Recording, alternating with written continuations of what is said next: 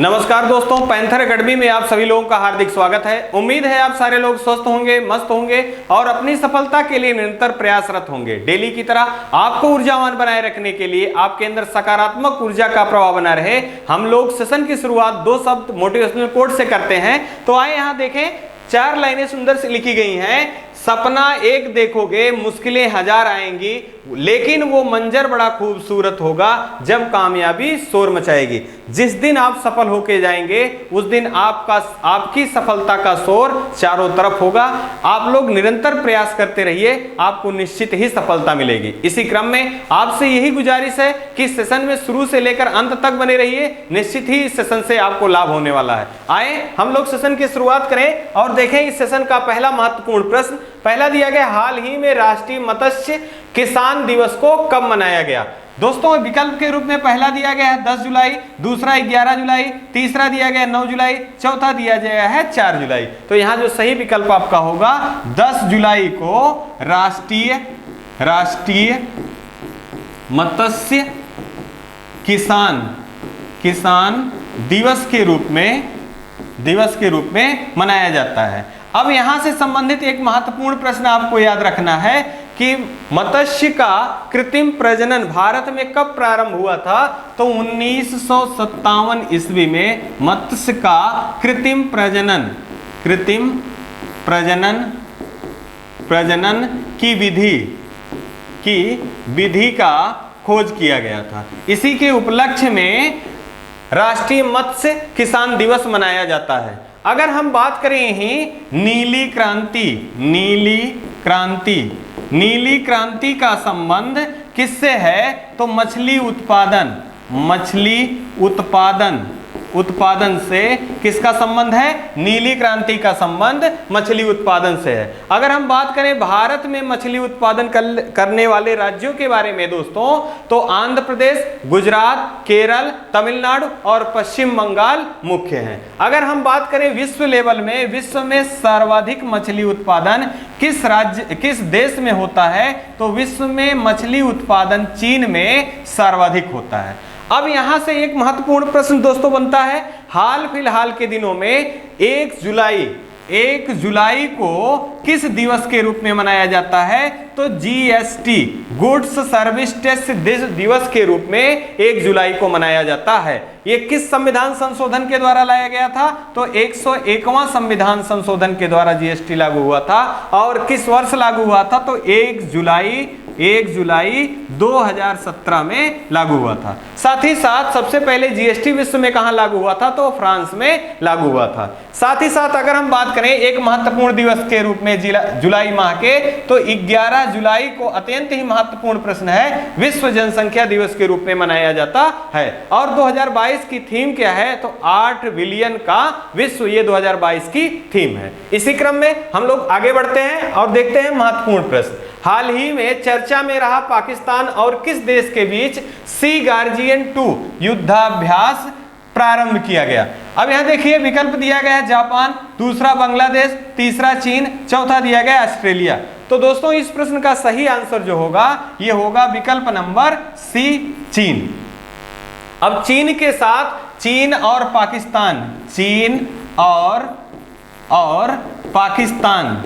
पाकिस्तान के बीच में युद्धाभ्यास प्रारंभ किया गया, सी गार्जियन 2। अब युद्धाभ्यास से कुछ महत्वपूर्ण प्रश्न है और ये कहां आयोजन किया गया ये भी देख लीजिए। संघाई शहर में। यहां से एक महत्वपूर्ण प्रश्न और भी बनता है कि चीन की वाणिज्यिक राजधानी कौन है? तो चीन की वाणिज्यिक राजधानी जो है ये संघाई है, जबकि इसकी राजधानी पूछी जाए तो वो बीजिंग है। अगर हम बात करें संघाई किस नदी के तट पर है दोस्तों? तो यांगटीसी नदी के तट पर है और यांगटीसी नदी एशिया की सबसे लंबी नदी है। अगर हम यही बात कर लें युद्धाभ्यास से कुछ महत्वपूर्ण प्रश्न के रूप में, अगर हम बात करें भारत और जापान के बीच में कौन सा युद्धाभ्यास होता है? तो धर्म गार्जियन युद्धाभ्यास भारत और जापान के बीच में होता है। अगर हम बात करें यही सूर्य किरण किरण युद्धाभ्यास किन किन के बीच में होता है? तो भारत और नेपाल, भारत और नेपाल के बीच में होता है। अगर हम बात करें वज्र प्रहार, वज्र प्रहार किन किन के बीच में होता है? तो भारत और यूएसए के बीच में होता है। अगर हम बात कर लें मित्रों काजिंद, काजिंद युद्धाभ्यास किनके किनके बीच में होता है? तो ये भारत और कजाकिस्तान, भारत और कजाकिस्तान के बीच में होता है। अगर हम बात करें युद्धाभ्यास खंजर, खंजर किसके बीच में होता है? तो किर्गिस्तान, किर्गिस्तान और भारत, किर्गिस्तान और भारत के बीच में युद्धाभ्यास होता है खंजर। अगर हम बात करें एक्वेरियन युद्धाभ्यास किसके साथ होता है? तो मालदीव के साथ एक्वेरियन युद्धाभ्यास होता है।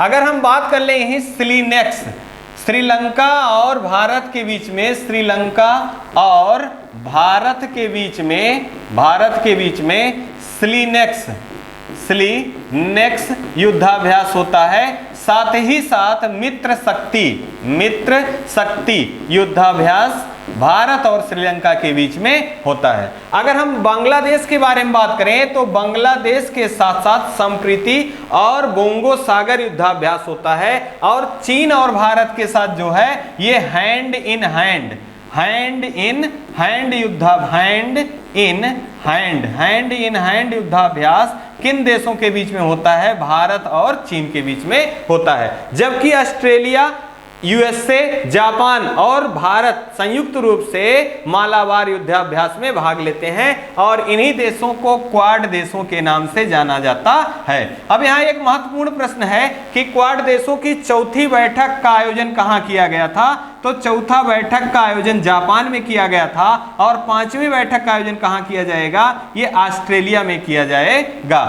क्वाड देशों की स्थापना किसकी पहल है? तो शिंजो आबे जी की पहल है जो 2007 में किया गया था। आइए मित्रों इसी क्रम में अगला प्रश्न देख लें। अत्यंत ही महत्वपूर्ण प्रश्न है, भारत का पहला एलिवेटेड शहरी एक्सप्रेसवे कौन सा है? अब देखिए यहाँ पहला दिया गया दोस्तों यमुना एक्सप्रेसवे, दूसरा आगरा एक्सप्रेसवे, तीसरा द्वारका एक्सप्रेसवे, चौथा किसान एक्सप्रेसवे।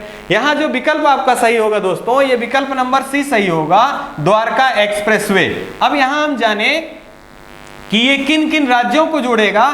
तो दिल्ली, दिल्ली और हरियाणा, दिल्ली और हरियाणा के मध्य में किस एक्सप्रेसवे को, एलिवेटेड एक्सप्रेसवे का शुभारंभ किया गया? तो द्वारका एक्सप्रेसवे का शुभारंभ किया गया। ये कितने किलोमीटर की दूरी तय करेगा? ये 29 किलोमीटर की दूरी तय करेगा, जिसमें से दिल्ली, जिसमें से दिल्ली में 10 किलोमीटर की दूरी और हरियाणा में मित्रों यह 19 किलोमीटर की दूरी तय करेगा। साथ ही साथ अगर हम बात करें यहाँ दिल्ली से तो 69वां संविधान संशोधन, 69वां संविधान संशोधन के द्वारा दिल्ली को राष्ट्रीय राजधानी घोषित किया गया।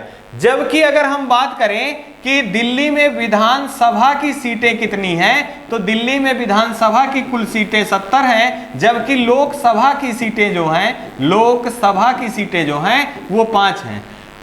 अगर हम आगे देखें कि भारत का सबसे लंबा एक्सप्रेसवे राष्ट्रीय राजमार्ग कौन है? तो NH 44 जो है ये भारत का सबसे लंबा राष्ट्रीय राजमार्ग है। अब यहाँ पर ये रोपवे की बात हो रही है तो हमको इस चीज को ध्यान रखना है दोस्तों कि बजट में रोपवे सिस्टम के लिए किस योजना को प्रारंभ किया गया था? तो आपको याद आ रहा होगा पर्वतमाला योजना। पर्वतमाला योजना का संबंध दोस्तों किससे है? तो रोपवे सिस्टम से है, रोपवे सिस्टम से है।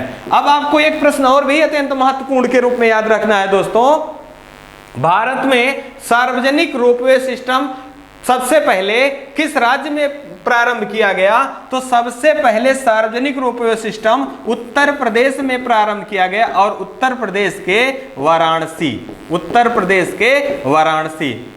वाराणसी में प्रारंभ किया गया। ये सारे प्रश्न जो हैं अत्यंत ही महत्वपूर्ण है आपकी परीक्षाओं के लिए, ये अत्यंत ही महत्वपूर्ण है, आपकी सफलता में ये जरूर आपकी मदद करेंगे।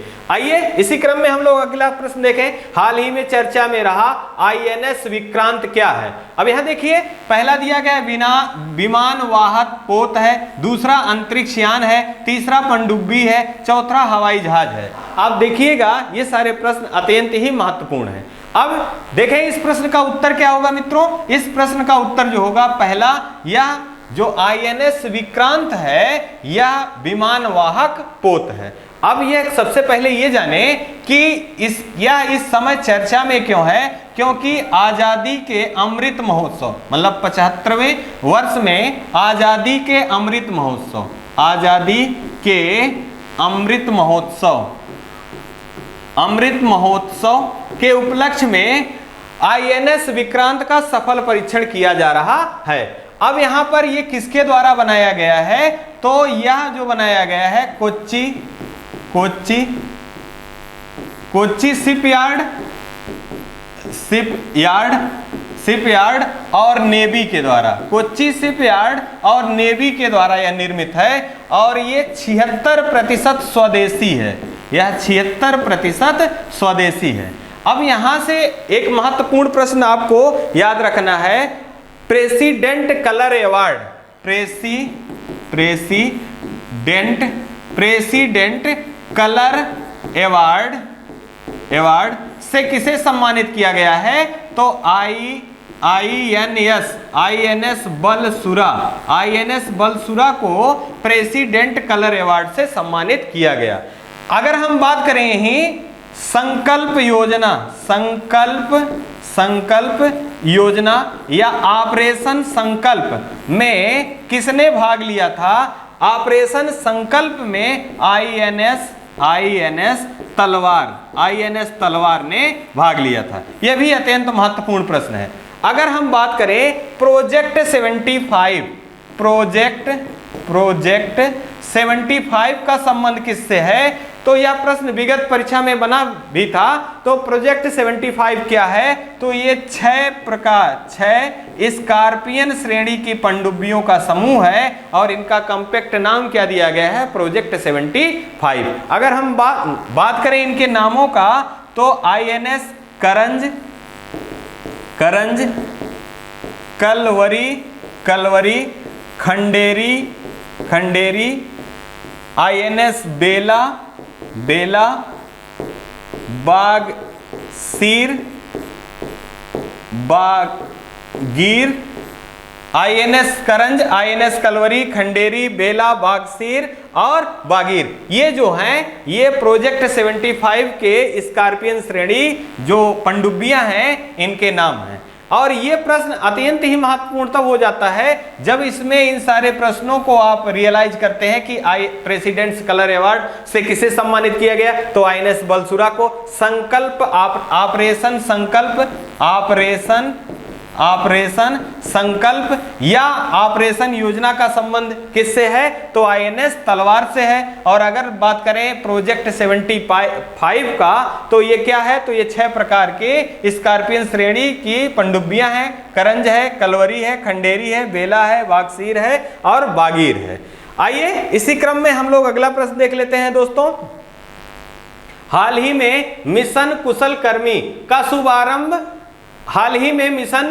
कर्मी का शुरुआत किसके द्वारा किया गया, तो यहां देखिए पहला दिया गया है आपका उत्तर प्रदेश, दूसरा दिया गया नई दिल्ली, तीसरा दिया गया गुजरात, चौथा दिया गया है केरल। इस प्रश्न का सही जो आंसर होगा विकल्प नंबर बी होगा, सेकंड ऑप्शन सही होगा, मिशन कुशल कर्मी। अब यह समझे कि मिशन कुशल कर्मी का उद्देश्य क्या है, तो मिशन कुशल कर्मी जो है दिल्ली सरकार के द्वारा प्रारंभ किया गया। अब यहाँ ये जानना है कि दिल्ली सरकार में हाल ही में उपराज्यपाल कौन है, तो विनय कुमार सक्सेना जो हैं ये दिल्ली के उपराज्यपाल हैं। साथ ही साथ मुख्यमंत्री कौन है, तो अरविंद केजरीवाल जी जो हैं दिल्ली के मुख्यमंत्री हैं, और उप मुख्यमंत्री कौन है? मनीष सिसोदिया जी। और मनीष सिसोदिया जी के द्वारा ये योजना प्रारंभ की गई, मिशन कुशल कर्मी। इसका उद्देश्य क्या है दोस्तों? तो वहां के कारीगरों को या जो वहां के अकुशल कारीगर हैं उनको किसी कार्य में कुशल बनाना या उनको कार्य में दक्ष बनाना। और इनका जो उद्देश्य है, इनका उद्देश्य है एक साल में लगभग 2 लाख कुशल श्रमिकों को प्रशिक्षण प्रदान करना। अब अगर हम यही कुछ महत्वपूर्ण प्रश्नों, योजनाओं से संबंधित कुछ योजनाओं को देखें, जैसे मातृ कौशल्या योजना, कौशल्या योजना किस सरकार के द्वारा प्रारंभ की गई? तो ये छत्तीसगढ़ के द्वारा कौशल्या योजना प्रारंभ किया गया। अगर हम बात करें समर्थ योजना का शुभारंभ किसके द्वारा किया गया? तो कर्नाटक सरकार के द्वारा समर्थ योजना प्रारंभ की गई। अगर हम बात करें यही जीवला योजना का शुभारंभ किसके द्वारा किया गया? तो ये महाराष्ट्र के द्वारा जीवला योजना प्रारंभ किया गया। अगर हम बात करें स्कूल चलो योजना किसके द्वारा प्रारंभ किया गया? तो उत्तर प्रदेश सरकार के द्वारा किया गया। कहां से प्रारंभ किया गया? तो बहराइच से प्रारंभ किया गया। यहां पर एक प्रश्न और भी याद रखना है कि उत्तर प्रदेश में सबसे कम पुरुष या महिला साक्षरता दर कहां है? तो बहराइच में सबसे कम साक्षरता दर है महिला या पुरुष में। आइए इसी क्रम में हम लोग अगला प्रश्न देख लेते हैं। हाल ही में विदेश संचार निगम लिमिटेड के पूर्व अध्यक्ष का निधन हो गया, निम्न में से वो कौन थे? मतलब यहाँ नाम दिया गया है, इनमें से आपको बताना है कि वो कौन थे। तो यहाँ पहला दिया गया है वीके सिंघल, दूसरा मोहम्मद बारकिडो, तीसरा जोस डास सैटोस, तीसरा दिया गया है शिंजो आबे। और यहाँ जो आपके विकल्प सही होगा, ये विकल्प नंबर ए सही होगा आपका, विकल्प नंबर ए वीके सिंघल। अब यहाँ भारत में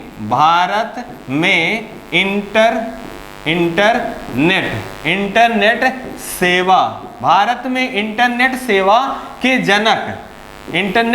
के जनक किसे कहा जाता है? यह अत्यंत ही महत्वपूर्ण प्रश्न है। भारत में इंटरनेट सेवा के जनक किसे कहा जाता है? वीके सिंघल जी को कहा जाता है। विदेश संचार निगम लिमिटेड का इन्होंने कार्यभार कब ग्रहण किया था? 1991 ईस्वी में इन्होंने ग्रहण किया था और हाल ही में इनका निधन हो गया। अब यहाँ पर निधन से संबंधित महत्वपूर्ण जानकारी आपको याद रखना है। जैसे दूसरे विकल्प के रूप में दिया गया है मोहम्मद बारकिडो, तो ओपेक के महासचिव जिनका हाल ही में निधन हो गया, उनका नाम क्या है? मोहम्मद बारकिडो। और ओपेक की स्थापना कब की गई थी? 1960 ईस्वी में। इसका मुख्यालय कहाँ है? बेल्जियम की राजधानी ब्रुसेल्स में।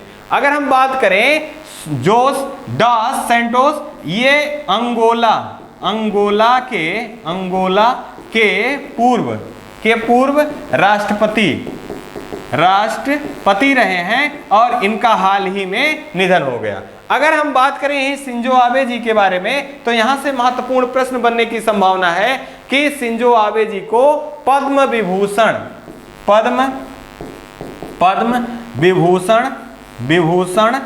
सम्मान से कब सम्मानित किया गया था? तो 2021 में शिंजो आबे जी को पद्म विभूषण सम्मान से सम्मानित किया गया था। एक प्रश्न अत्यंत ही महत्वपूर्ण है, नेताजी पुरस्कार से किसे सम्मानित किया गया था? तो नेताजी पुरस्कार से भी किसे सम्मानित किया गया था? तो जापान के पूर्व प्रधानमंत्री जिनका हाल ही में रैली के द्वारा गोलियों से हत्या कर दी गई, इनको नेताजी पुरस्कार से भी सम्मानित किया गया था। और 2015 में स्वतंत्रता दिवस के मुख्य मेहमान के रूप में किसे निमंत्रित किया गया था? तो शिंजो आबे जी को निमंत्रित किया गया था। और क्वाड देशों की स्थापना का श्रेय किसे जाता है? तो 2007 में क्वाड देशों की स्थापना का श्रेय शिंजो आबे जी को जाता है। आइए इसी क्रम में अगला प्रश्न देख लें। हाल ही में प्रधानमंत्री नरेंद्र मोदी जी ने किस भवन की छत पर राष्ट्रीय प्रतीक का अनावरण किया? अब देखिए यहाँ पहला दिया गया है राष्ट्रपति भवन, दूसरा संसद भवन, तीसरा दिया गया ए और बी दोनों, चौथा दिया गया प्रधानमंत्री कार्यालय। अब यहाँ जो सही विकल्प आपका होगा दोस्तों, यहाँ विकल्प नंबर बी सही होगा, संसद भवन। नया जो संसद भवन दिल्ली में बन रहा है उसकी छत पर राष्ट्रीय प्रतीक का अनावरण किया गया है प्रधानमंत्री नरेंद्र मोदी जी द्वारा। ये किसके द्वारा बना था प्रतीक? तो ये कांस्य प्रतीक है। इसका वजन कितना है? तो ये 9500 किलोग्राम वजन का है। अगर हम बात करें यही जो राष्ट्रपति भवन है ये किस पर्वत पर स्थित है? तो रायसीना पर्वत पर, रायसीना पर्वत पर स्थित है। अगर हम बात करें राष्ट्रपति भवन का डिजाइन किसने किया था? तो एडवर्ड लुटियन ने राष्ट्रपति भवन का डिजाइन किया था। अगर हम यही अन्य महत्वपूर्ण प्रश्न के रूप में देखें तो दिल्ली में दिल्ली दरबार का आयोजन कब किया गया था? तो 1911 ईस्वी में दिल्ली दरबार का आयोजन किया गया था और इसी में कलकत्ता राजधानी के रूप में जो थी उसको कलकत्ता से दिल्ली स्थानांतरित करने की बात कही गई थी। और दिल्ली को राजधानी के रूप में कब बनाया गया? तो घोषणा 11 में की गई थी लेकिन 1912 में दिल्ली राजधानी के रूप में बनाया गया था। आइए इसी क्रम में हम लोग अगला प्रश्न देख लेते हैं। हाल ही में चर्चा में रहा 7 दिवसीय रंगीन खर्ची पूजा का संबंध किस राज्य से है? अब ये कला संस्कृति के दृष्टिकोण से अत्यंत ही महत्वपूर्ण है। देखिए पहला दिया गया पश्चिम बंगाल, दूसरा दिया गया असम, तीसरा दिया गया त्रिपुरा, चौथा दिया गया उड़ीसा। तो यहाँ जो सही विकल्प आपका होगा दोस्तों या विकल्प नंबर सी सही होगा, त्रिपुरा। और त्रिपुरा के मुख्यमंत्री कौन है? मानिक साहा जी जो हैं ये त्रिपुरा के नए मुख्यमंत्री हैं। अगर हम बात करें इसकी राजधानी क्या है तो इसकी राजधानी अगरतला है। अगर हम यहाँ कुछ महत्वपूर्ण कला संस्कृति के आधार पर खर्ची पूजा से संबंधित बातें करें तो खर्ची पूजा किसको समर्पित है? तो आत्माओं के पापों को नष्ट करने के लिए रंगीन खर्ची पूजा का आयोजन किया जाता है। ये कहाँ किया जाता है? तो त्रिपुरा में किया जाता है। अब आपसे बहुत सारे प्रश्न पूछे जाते हैं कला संस्कृति के दृष्टिकोण से, जैसे असम में अंबुवाची मेला का आयोजन किया जाता है तो यह मेला कहाँ लगता है? तो असम राज्य में लगता है और कामाख्या देवी मंदिर के बहुत समीप। साथ ही साथ अगर हम बात करें यही उड़ीसा से संबंधित तो उड़ीसा में पुरी जो है पुरी में जगन्नाथ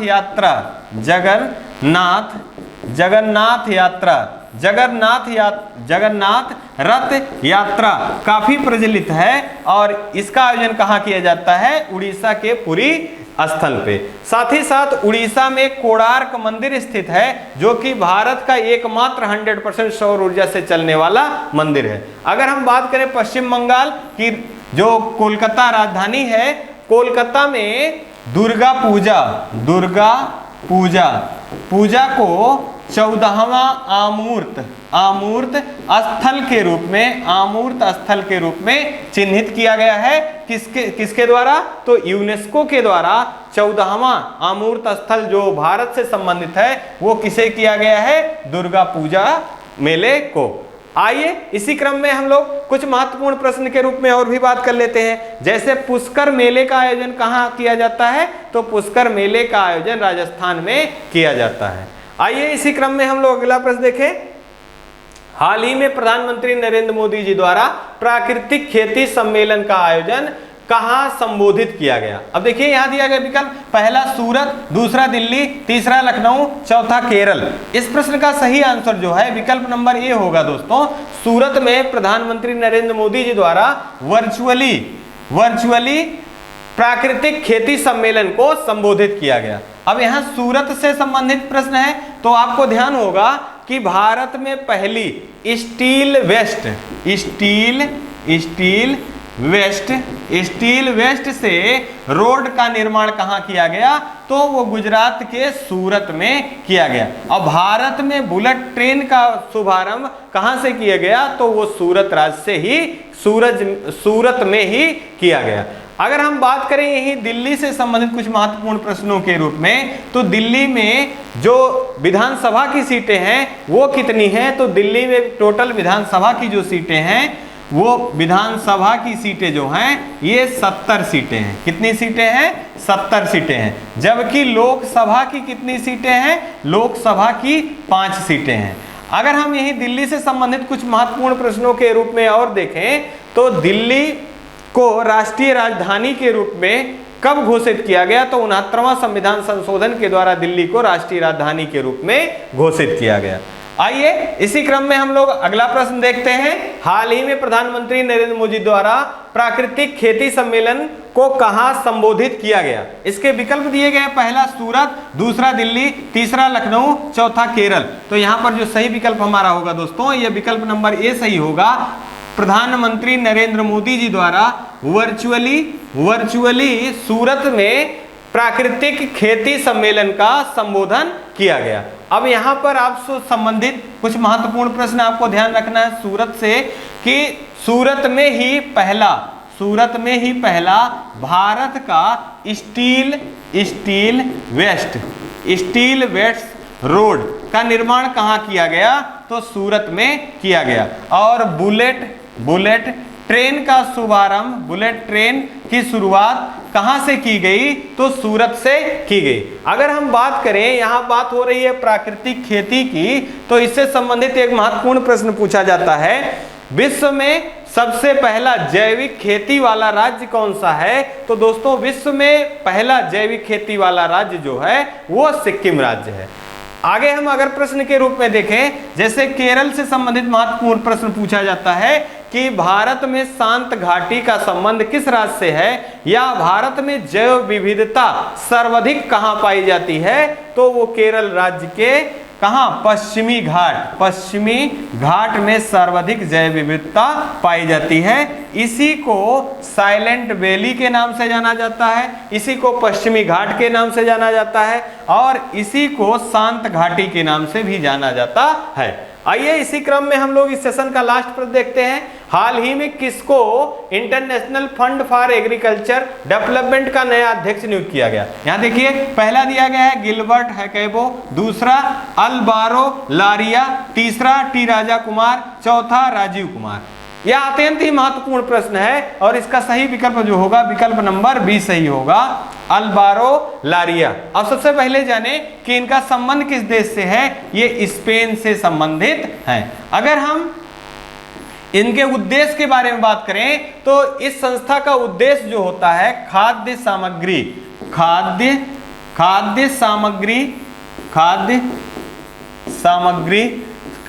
खाद्य सामग्रियों में के दामों में जो निरंतर वृद्धि हो रही है उसी को रोक लगाना या उसी पर कंट्रोल करना international fund for agriculture development का मुख्य उद्देश्य है। अब अगर हम बात करें यही अन्य विकल्प के रूप में, टी राजा कुमार जी को हाल ही में FATF financial action task force का प्रमुख के रूप में नियुक्त किया गया है। अगर हम बात करें FATF ने हाल ही में किसे ग्रे लिस्ट में किस देश को डालने की अनुशंसा जाहिर की है, तो UAE को डालने की अनुशंसा की है। अगर हम बात करें यही राजीव कुमार जी के बारे में, तो भारत के मुख्य चुनाव